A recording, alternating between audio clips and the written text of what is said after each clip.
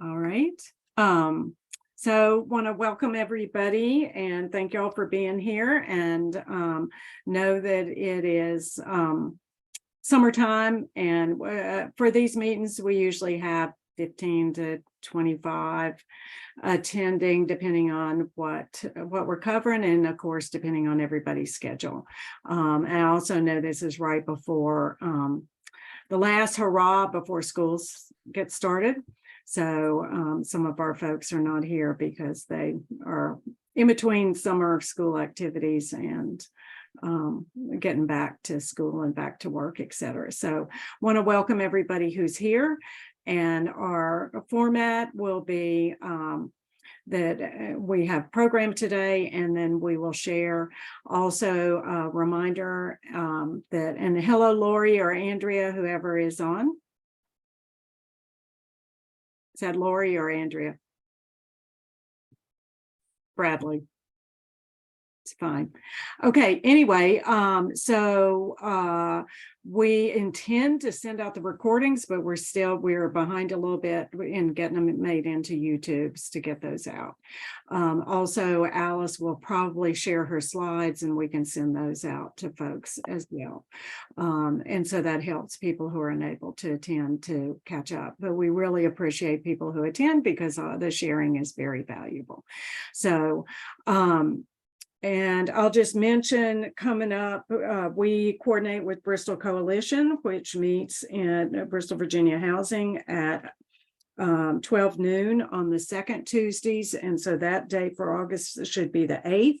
I try to get that reminder out to my list as well as Lynn Pinnell's. She sends it out to hers. Some of y'all get it from both. And then this meeting, the next one on the calendar, will be August 25th. If y'all have requests for any programs, we're doing programs not every time, but a good bit of the time. So, and trying to do updates and what's going on with a program, and then we all network and share, etc. So with that, we will go ahead and welcome Alice McCaffrey with Sullivan County Anti-Drug Coalition. And I have a great affinity for Sullivan County Anti-Drug Coalition because Bristol's Promise, which now we're naming Appalachian Promise Alliance, but we got the first grant for the Sullivan County's Anti-Drug Coalition. So we started that and hired Alice, and over time and she had a steering committee specific to the coalition, and then she progressed to getting 501c3, and we remained fiscal agent for several years, but now several years that Alice has been the exec director and building that coalition and that organization. So thrilled. I see, John, thank you. Anybody can go ahead and put information in the chat. I do get that sent out so people can find information on folks as well as any other updates. You're welcome to put that in the chat as well as sharing it when we have time to here in a bit. So Alice comes with great enthusiasm. We just were talking about her technological skills. So really appreciate that. She's shaking her head, but anyway, and she's been working in this field for 15 years? No. 13, close. Okay. I didn't want to say 15. It was like, make it a whole lot more than what I think it is. So, and over time has just learned tons, I'm sure, and is here today to share. Also, those of y'all who go to Bristol Coalition, they had Linda Austin, who does a lot in Southwest Virginia and has the Mended Women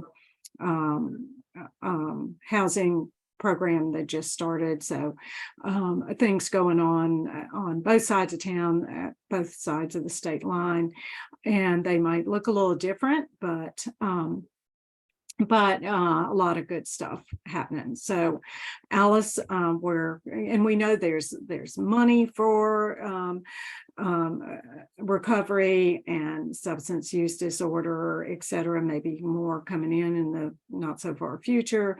We know there's a lot of thought change that's happened over the years, and know that the Sullivan County Anti-Drug Coalition has evolved as well. So we're anxious to hear what you have to say, and folks can put questions in the chat. Also, we'll have time at the end to have questions for Alice. So with that, I think you can share your screen and go from there. All right, thank you so much. Really appreciate it. Apologize to anyone from Virginia because all of our grants really do keep us working in Tennessee. That said, anything that I will talk about, if it is something that someone in Virginia needs to know more about, feel free to reach out to our staff. They're always willing to help. It's just that we can't always provide the service. And of course, okay. So I am first going to talk about prevention because that was how we got started. The goal of prevention for us is universal prevention for preventing youth substance initiation, and most of our information is on our scadc.org website, and all of those funds come from mostly the state, but we have a few local funds and a CDC grant. So our main grant is our coalition grant, which addresses underage drinking, nicotine initiation, and prescription drug misuse. And just the other day, I heard Dr. Stephen Lloyd say, the first step of prevention is to treat mom and dad. And we hadn't heard it put that succinctly before, but it made me feel like we're kind of on the right track. So we have, for the past year in particular, although it's always been part of our message, that parents are the #1 prevention tool to prevent underage initiation. So with our last survey, we're still seeing that parents aren't talking to their youth enough. So overall, just over 50% were reported to have talked to their youth in the last survey. About vaping, less than 50%, and about prescription drugs, under 40%. The other thing that we have focused on since 2014-15 is community safe medication practices. So we promote take back events. We have permanent boxes in every law enforcement, and there are slowly more. There are now, I believe, 7 in Sullivan County. And then we have lock boxes and do a lot of education around there. The one thing that has really been exciting for us in the past couple of years, for 10 years, we've been trying to convince school systems that we needed evidence-based programming for prevention in the schools. And then SROs stood up and said, yeah, we do. And they were able in Sullivan County school systems to get it started. So for 3 years, they've been doing LEAD. And now Bristol, Tennessee schools this year started doing LEAD. And that is a long-term evidence-based universal prevention. It is too good for drugs, too good for violence is what that program is based on.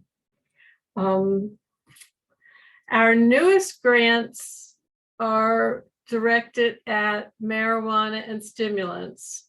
So we're still focusing right now on parent messaging, and we don't just think in terms of marijuana. We're really trying to replace our terminology with THC because there are so many different ways to get THC nowadays, and some of them are even more dangerous than marijuana.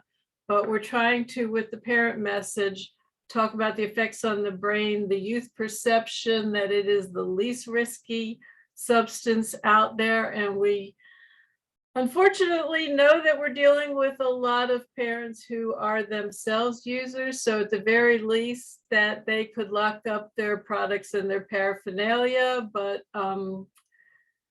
yeah, we're trying to get the message out that one, the marijuana is dangerous, and two, just the whole drug scene right now gets more and more dangerous every year anyway, and there's no way ever to know what's in anything.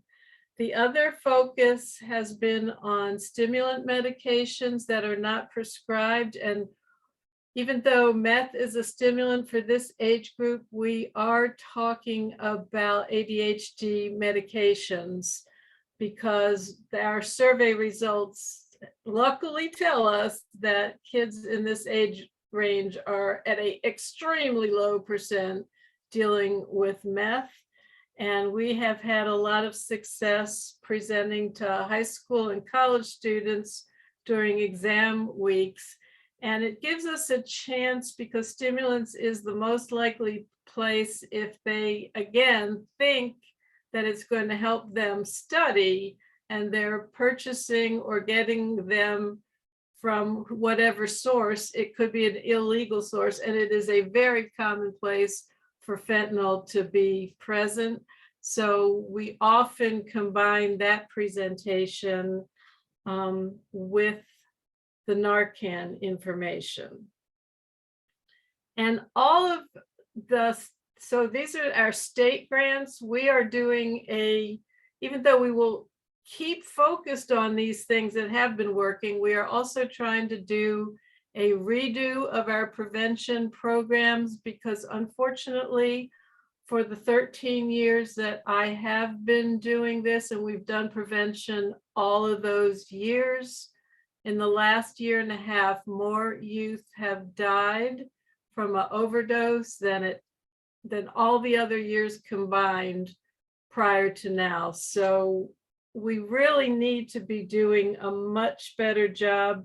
And if anybody has any thoughts or feedback about what it is that parents and caring, consistent adults need to know while we're putting these plans together, we welcome that kind of information.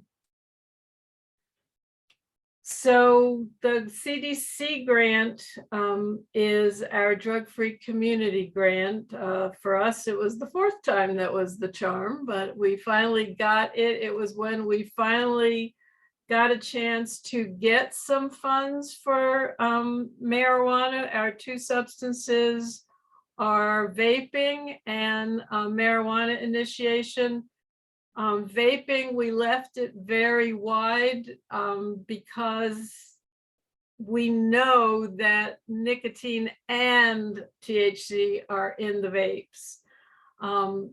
And shortly after we got the drug-free community grant, if you remember the previous slide, the state finally gave a lot of coalitions monies to deal with marijuana. But our focus with drug-free community is definitely youth directed. In order to keep our funding streams completely separate, we have put our state grants focused on the adults and our drug-free community grant focused on youth. And last year we got a huge bump with the United Ways bringing in Vive 18. And from that, a lot of youth coalitions have begun at school, at the mostly middle schools. I think there is one high school. And then we still continue to work with youth groups and after school programming. For the THC, we have found a evidence-based toolkit curriculum that Stanford puts out called Cannabis Awareness and Prevention Toolkit. My staff really likes it. They say that the kids get really engaged with it. And so that has been a really great way for us to both get into the schools and provide education for the first time, I'm going to say ever, at the rate that we've been allowed into the schools this year. And it is also a great way to hear from the students what is really going on, because they're telling us a lot of access points that we had no idea about. Although it is not universal prevention, schools have also had a need for nicotine cessation if they catch somebody with a vape, and they have reached out. So we have become trainers for the in-depth nicotine cessation, and some of our school systems are now using that program as an option to suspension.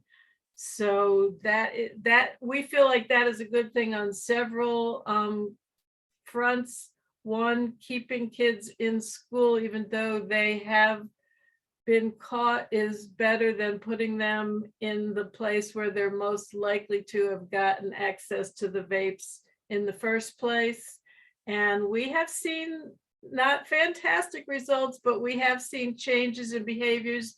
And more importantly, what we've seen is the kids really thinking some things through, and it gives us an opportunity to work on some of their resilience skills.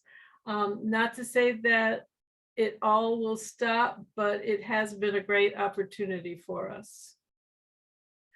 Some of our barriers, our biggest barrier in prevention is that all of the schools, or all of our grants are about universal prevention, and it's from, most of them run somewhere between 12 and 24 years of age.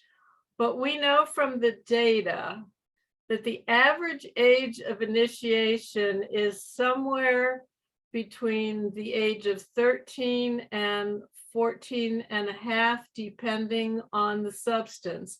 And that's the average age. And that means from age 13, and honestly, when you're talking average, I would say focus 12, and we're trying to think now and have been given permission, if we can do it creatively, even if with our state grants, to go back to age 9, because if we're trying to prevent youth initiation and we know at 13 the youth are starting to initiate some kind of substance misuse, we have to start before they're 13. So that'll be part of our thinking as we move forward. But there are no grants that we have that really allow us to intervene.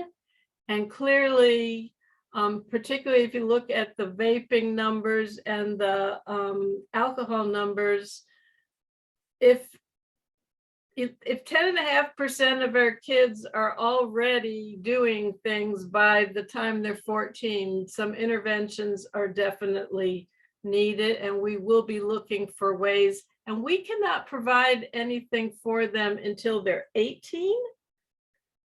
At 18, our grants cover them, but we're not going to even see them until they're 25 to 35. So we're now talking a good 12 years where something could have been done to help somebody at the age of 13, and we don't have tools or means to take care of it. So for all of the folks that we either missed earlier in their lives because prevention wasn't very available, or the ones that got affected by the opioid crisis that we're not really through yet, or that we're now missing ourselves, we have as our last part of prevention, the newest grants we have are our intervention grants, and those are our only one-on-one client-oriented programming. And the site where most of the information about our intervention grants is sullivanod.org. And you can get information there. You can also find out who the staff is. And if you have particular questions, they have really developed a lot of resources in learning how to do this work.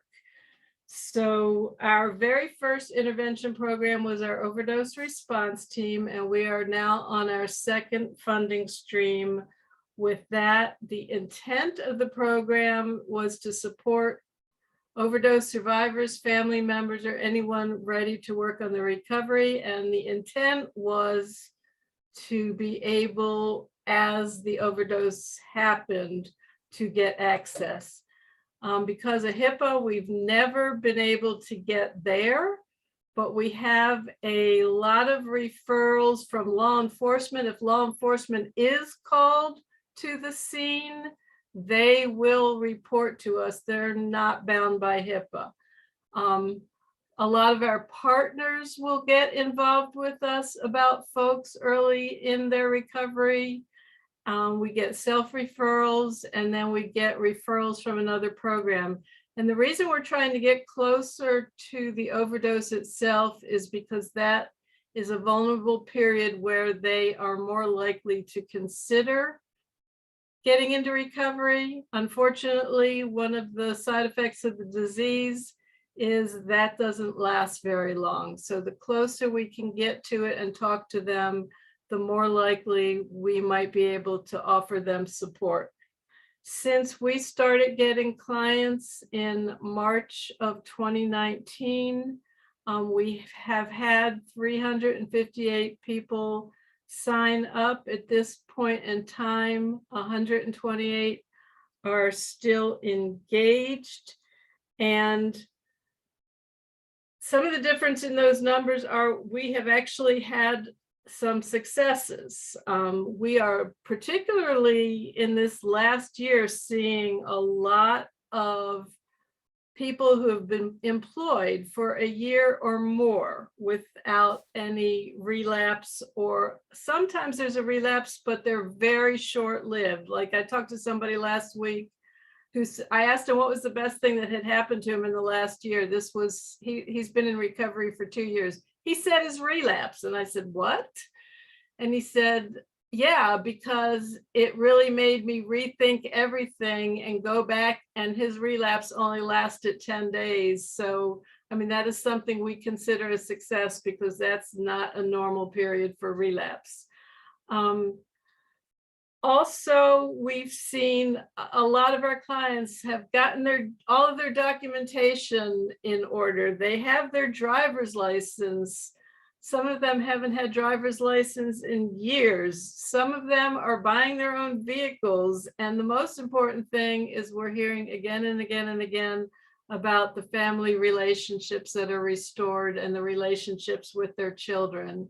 And so we still have to figure out how to capture these things. We're working on it. The other problem is there are still people dying. So this year, there have already been 47 deaths from an overdose in Sullivan County that are reported.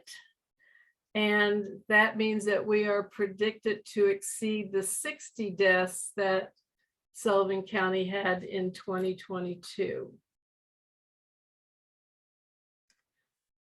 So this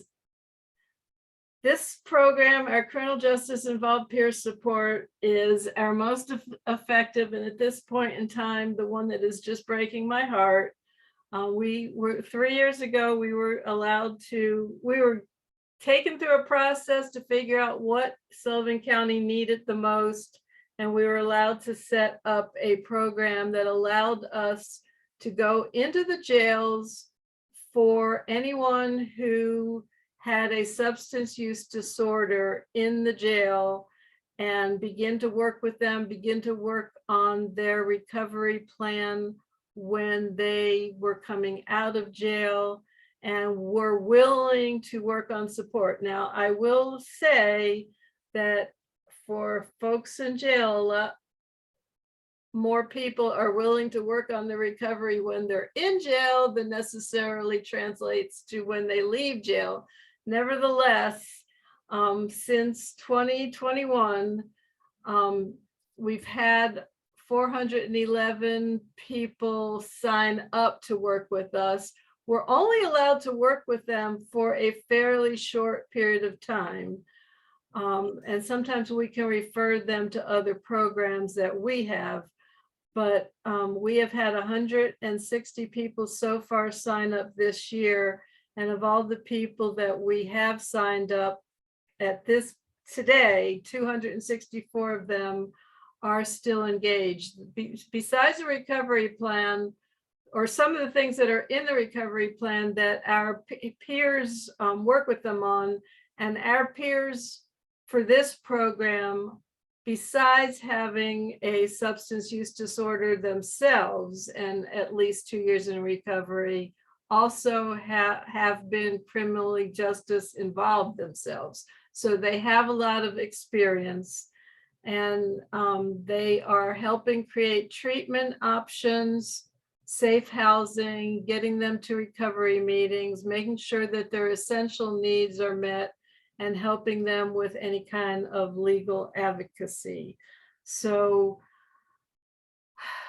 we have got a plan B that I'll be taking to the board. We just found out that the grant that we had written with high hopes to keep this going will not be funded. We've got a plan B to keep things going for a while, and then a plan C is in the works, because this is a program that is going to be noticed by the criminal justice system if we lose it. And our hope is that eventually this could be supported locally. This program costs us approximately $10,500 a month. And if you think about everyone who is in jail costing at least $65 a day, if we can keep the people out of jail, the money is there. We just need to figure out how to convince people that this needs to be supported locally. So the services that CPRSs provide to the clients in these programs are obviously mostly the CPRS support, but we spend a lot of time and money on transportation, because we do not have the systems in Northeast Tennessee to do that effectively. And even with things improving, it is still most of their time and most of mileage reimbursement goes into that. We also take care of primary needs, so the housing, the recovery related transportation, employment resources, and making sure they have all the documentation, because you need documentation to get a job, and you also need a lot of documentation to be able to restore your driver's license. We also have a lot of secondary needs, so we'll provide phones if for no other reason, so we can stay in touch with them, make sure they have dental and medical appointments, they can attend to them, and there's a lot of transportation support related to that. When they're first coming out of jail in particular, there's a lot of urgent needs. If they go in the summer and come out in the winter, they might have shorts and flip-flops. So we need to make sure that they have at least, can get by for at least 3 days until we can get back and make sure that other needs are covered. Transportation is our biggest barrier. These are the things that we end up doing the most transportation around. So court and probation and things like that. Obviously, we need to make sure that they are getting those taken care of. But like recovery meetings, some of these were, unfortunately, if we cannot figure out how to restore some of the funding, are we're not going to be able to cover all of this transportation. Our costs over the past year for transportation, not including staff time, have increased 150% every quarter, except last quarter, they actually doubled. So this is something that the staff is very well aware that we need to get under control. Another in our intervention, and our most recent intervention grant, is our pretrial services. So to be eligible for pretrial, the charge has to be substance use related, and it has to be a misdemeanor or a nonviolent offense. And the goals to be part of our program aren't that hard. You just have to agree to attend your court hearings and remain arrest-free. They still get all the same CPRS support that they have had. And the client, we've had 70 clients since a year ago. 30 are no longer in the program. One moved to another grant and one completed the grant. We have just recently, from one of the courts, been getting requests from the judge to intervene for parents who are in trouble with Department of Children's Services for non-compliance, and the judge is about ready to throw them in jail for the non-compliance. And so he's been reaching out to us for, and this would truly be a pretrial, because if they go to jail, they'll be having trials to try to get them the services to, in fact, protect the kids. Our biggest gaps in recovery, particularly in Bristol, are transportation. I mentioned already that transportation already takes most of our staff time. The funding for transportation is unstable. When we get monitored, that's where we get the most pushback, but we don't know how to help people if we can't get them to the appointments they need to be at. So we're continuing to do that. We're not getting real clear advice either. But again, our mileage keeps increasing, and then this doubling from the last quarter. Recovery housing is also a problem, particularly in Bristol. Over the past couple of years, there has been a lot more availability in the Tri-Cities, with the exception of Bristol. And we are trying to work on figuring out what the barriers are and how we can make that happen. But in all of the Tri-Cities, most of the recovery housing will not accept residents on MAT. Only Oxford houses do. So I'm hoping that we can figure out how to get an Oxford house in Bristol. But the MAT, there's a lot of stigma about MAT in the recovery community, because during the Wild West of the opioid crisis, a lot of them were abusing the drugs that help people. And we've got to get that one figured out too. But for Bristol in particular, recovery housing is probably a bigger need than transportation. Our last area that we cover is harm reduction.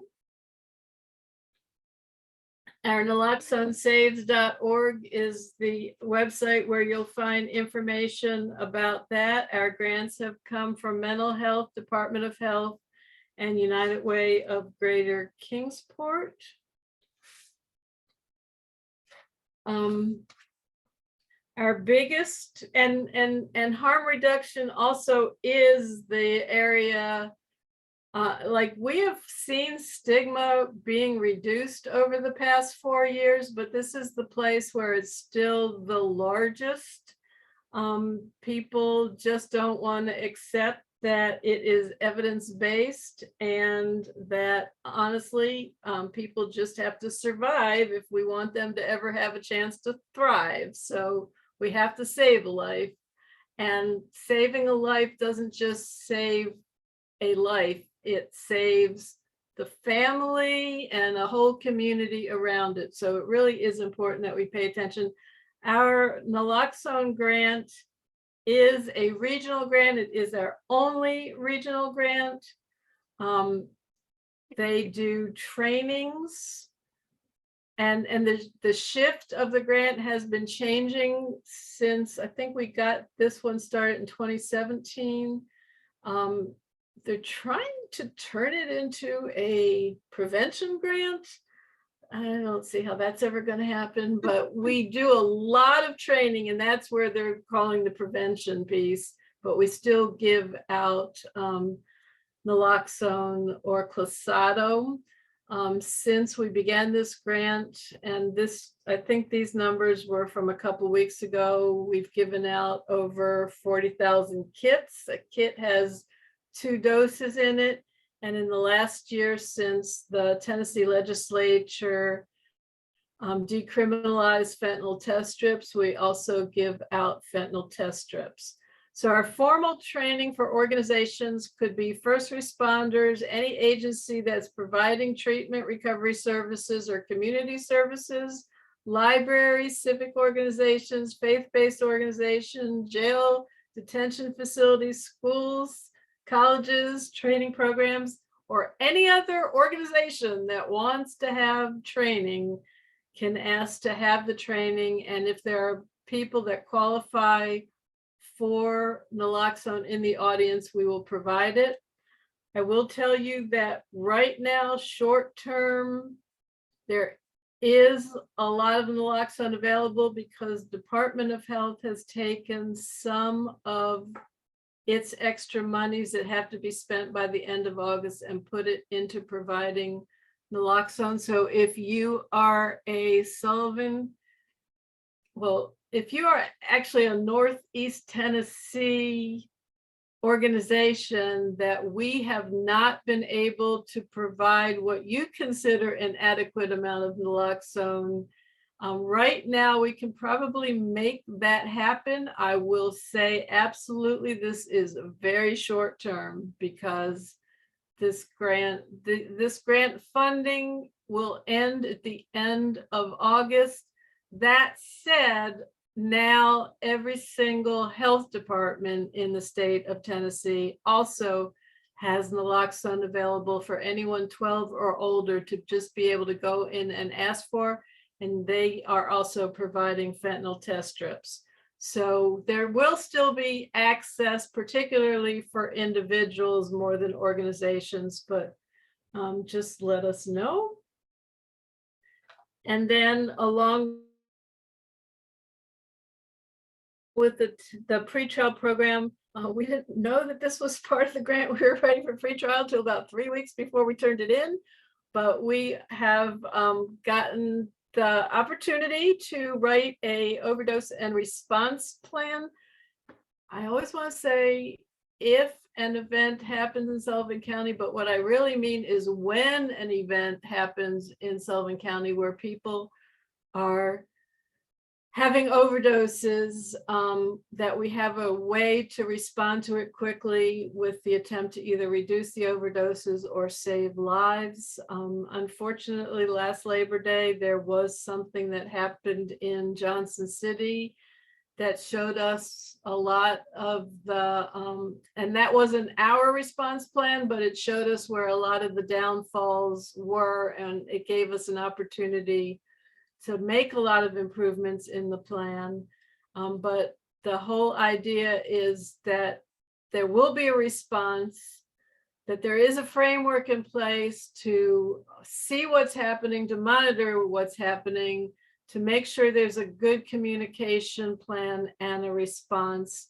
And we do this in coordination with the Northeast High Impact Area Planning because we're both basically working on the same plan.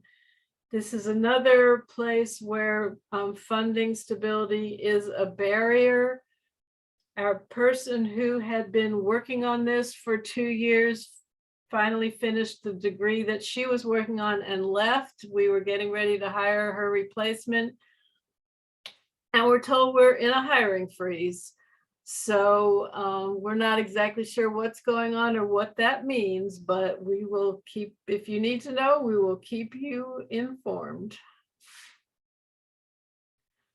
We also get some local funding from the the Sullivan County Regional Health Department, and that has always, we've probably gotten 4 small grants from them over the last 6 years, and that is to support youth coalitions to reduce nicotine initiation. We have applied for Walmart grants, and that covers supplies that our other grants don't cover. And then the United Way of Greater Kingsport has funded very specific projects that we have had to apply for, but these are all small funding amounts.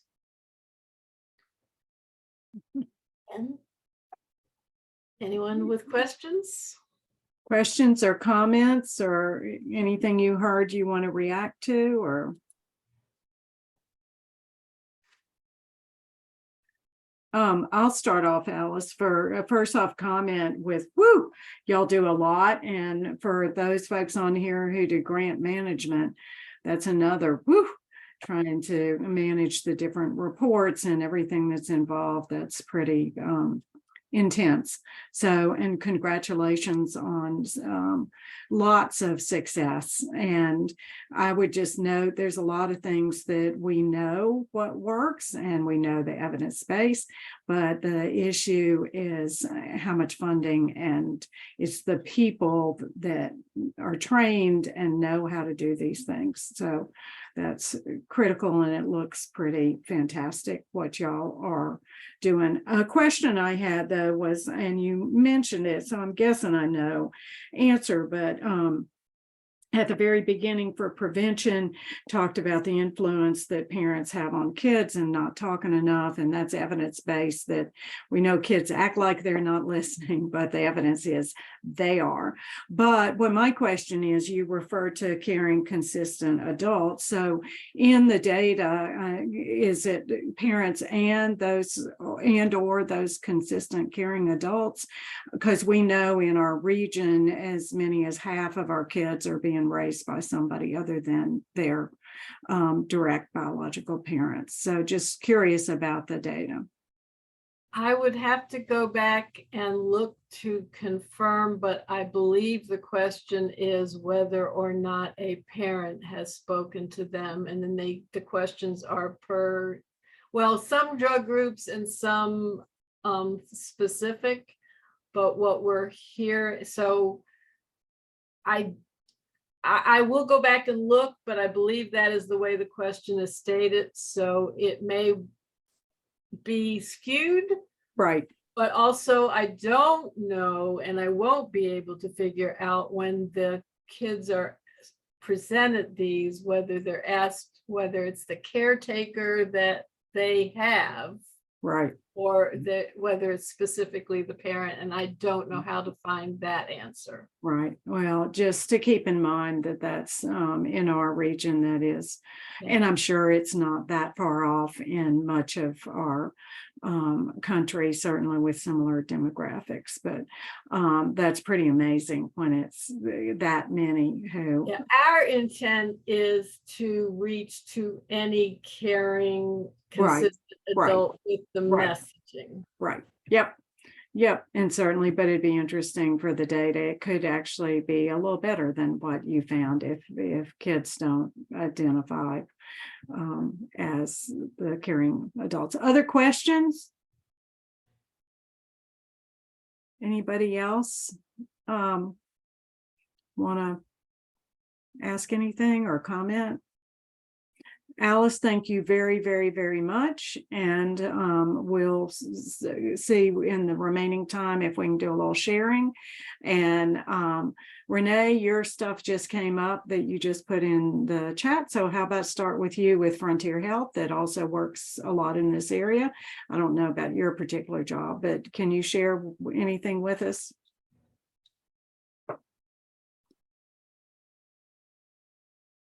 You're unmuted, but we can't hear you.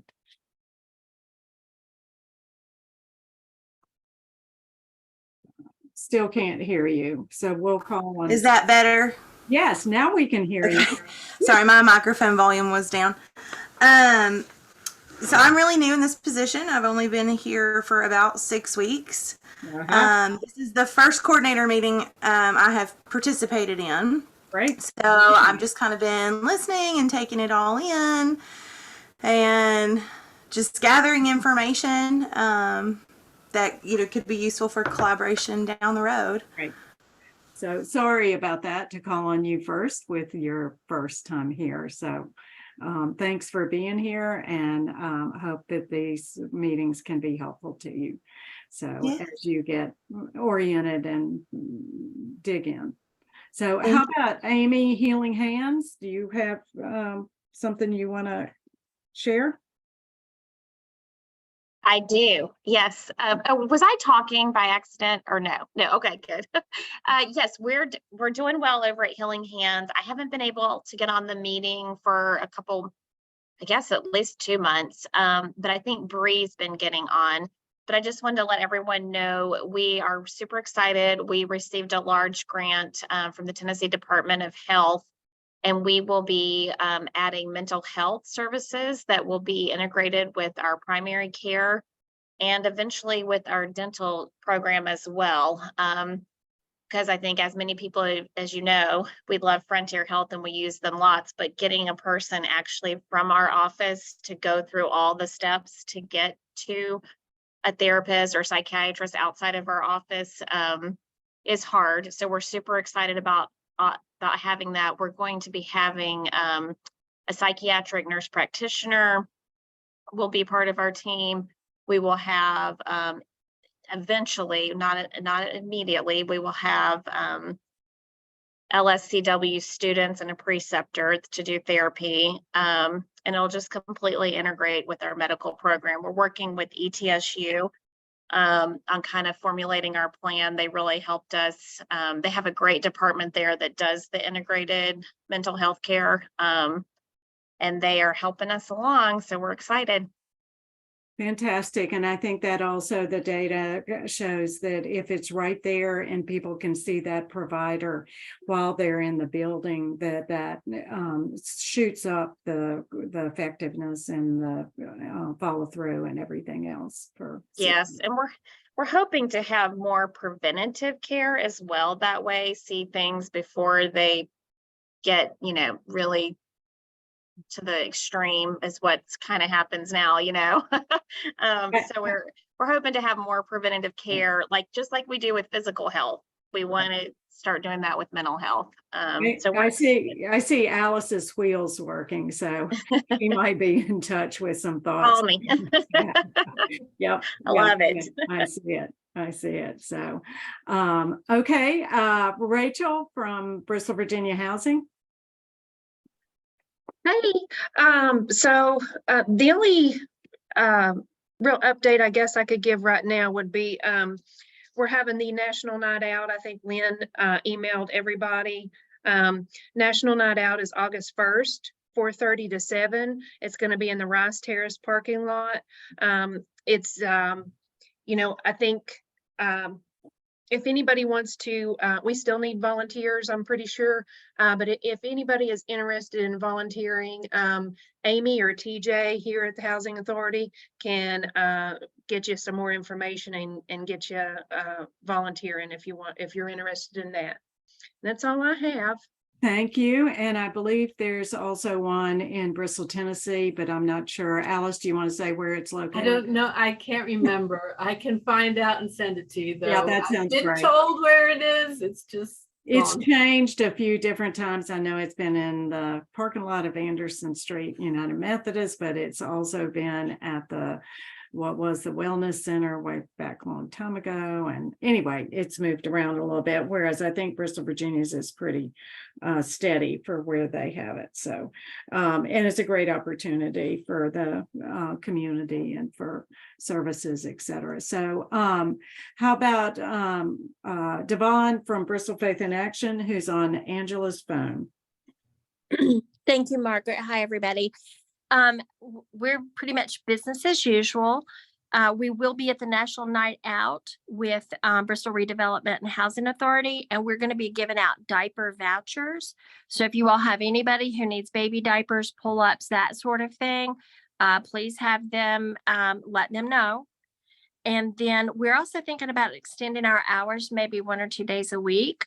Instead of closing at 2, closing at 3, and being able to give commodities out until 2 o'clock. So we don't have that hammered out exactly just yet, but we want to be more accessible. And we're also working on being more efficient with financial crisis with people who have immediate cutoffs and things like that. We're beginning to see more and more of that, where people are waiting to the very last minute, sometimes an hour before being disconnected. So we're trying to come up with a process to be able to be responsive to those kinds of needs. So that's pretty much my update. Thank you. And Thank you. it's great to see some extended hours. At some point, this group with lots of folks, we really should talk about evening extended hours for some of our things, so that folks who are working and still struggling have access to some of the services as well. So that's something our community could benefit, I think, if we worked on that. Caroline, Crossroads? Hey, yeah. So along the line of extended hours, we are still offering some evening clinics. So we do that twice a month, and then an afternoon clinic once a month. And we have our new nurse practitioner has started. So we do have more slots for patients during those times, as well as just during our regular clinics. So if you know of any uninsured folks who need some medical care, send them our way. Thank you very much, and thanks for everything you do. And Family Promise of Bristol works very well with y'all with the proximity to our services. That helps a whole lot. United Way of Bristol, Andrea? I really don't have anything to report. I just have all my listening ears right now, but thank you, Margaret. Great, that sounds good. So Ann Sparkman from ARCH, Appalachian Regional Coalition for Homelessness, our Tennessee COC, that's Continuum of Care. Hey there. I don't have much either to report. We're waiting on funds to come in. I guess y'all are too, Margaret. Real busy, still busy. It doesn't slow down. Had a lot of people in yesterday out of the heat, but anyway, I don't know anything new, honestly. Okay, that's but I appreciate this opportunity. Learning. Yeah. Thanks. Okay, Family Promise of Bristol. We have Larissa Copley, Sam Ferguson, and Karen George. So y'all jump in and give us updates.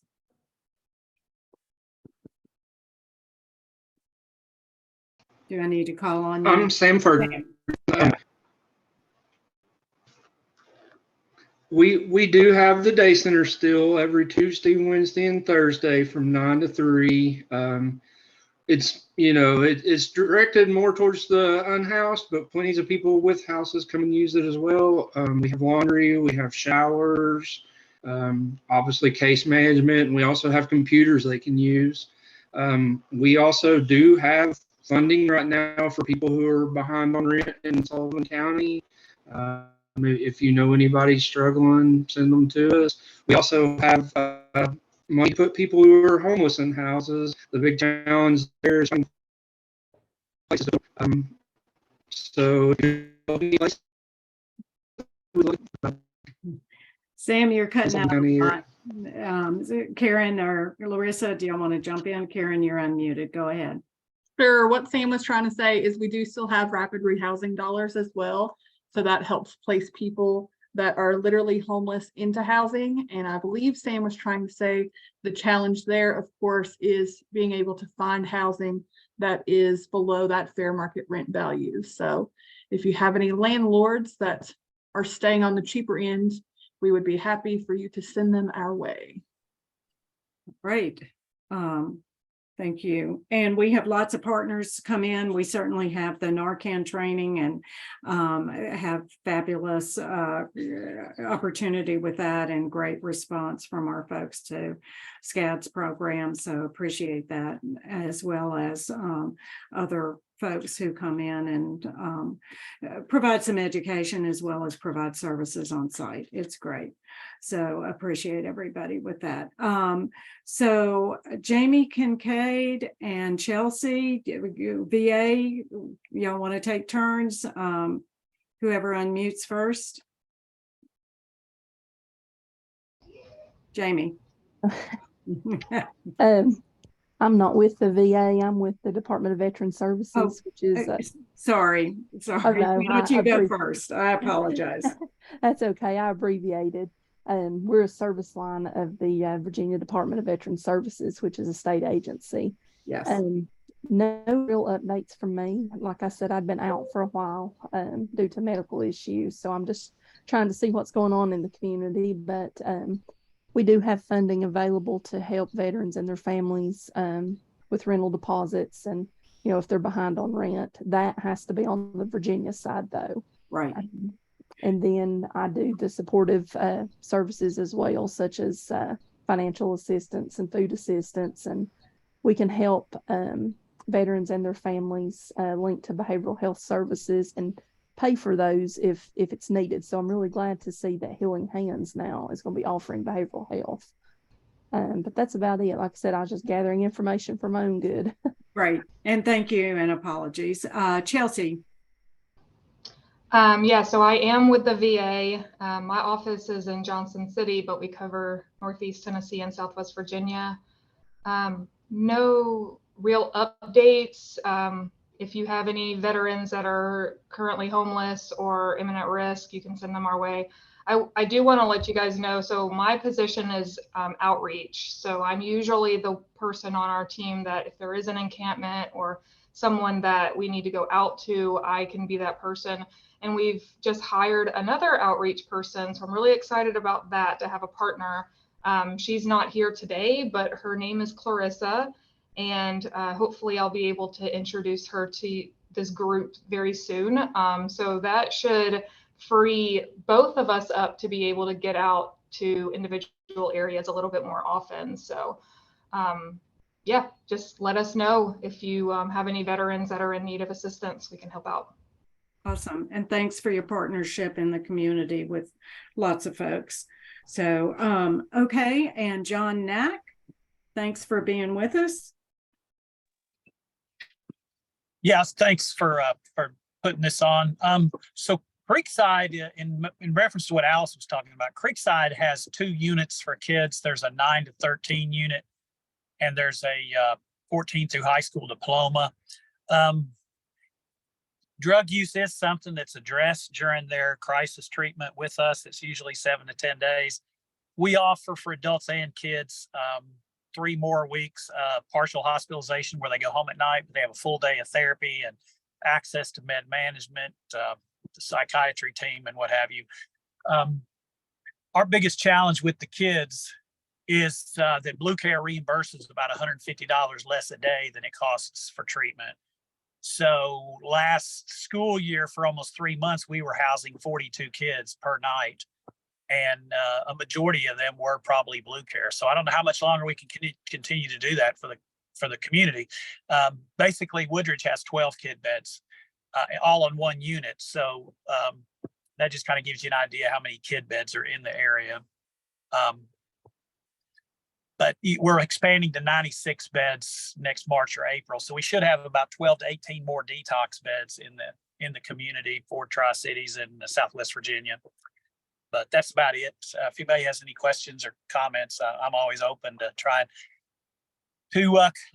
and make up that $150 a day through a grant, possibly, because, you know, it's better for Creekside to be in the community than not to be in the community. But we can't continue to house 42 kids out of 72 beds a night and stay in business long term. So, but we love helping them, but that's just the state of the business. Thank you.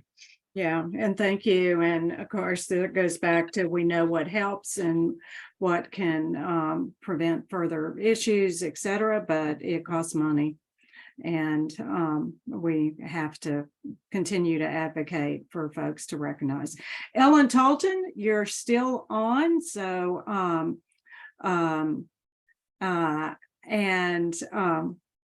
if you want to give an update, and you're the last one. So I think Alice just left to get ready for her 12:30 meeting. This is the last one and we will move on. So Ellen, what do you have for us, City of Virginia? Well, I was going to thank Alice, so I guess I don't need to now. I really don't have anything. We are working on quite a bit, but I don't really have anything to share at this time. So thanks, Okay. Margaret.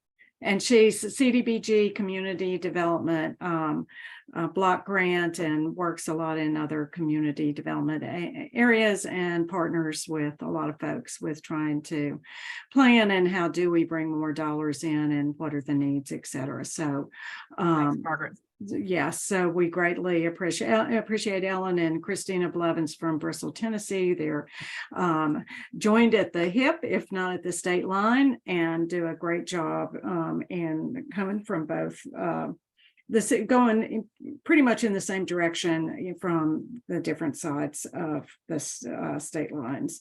So with that, does anybody else have anything to add? Okay, if not, then we greatly appreciate everybody being here and appreciate your sharing. And we'll look forward to seeing you either with Bristol Coalitions in or second Tuesday in August or back here the fourth Friday in August. And if anyone wants to recommend a program or wants to give a program that would be of interest to everyone, or suggest any facilitation that we probably should do, because we should move into some of that, where we actually do some problem solving or planning. So we greatly appreciate everybody here and look forward to seeing y'all again. And we know everybody works hard. It hasn't let up since forever, but COVID put us on a faster track, and that has continued for most everybody. So appreciate the work that you do and how much it does to help lots of folks. So anyway, look forward to seeing y'all again and appreciate you very much. So with that, we'll end. Thank you.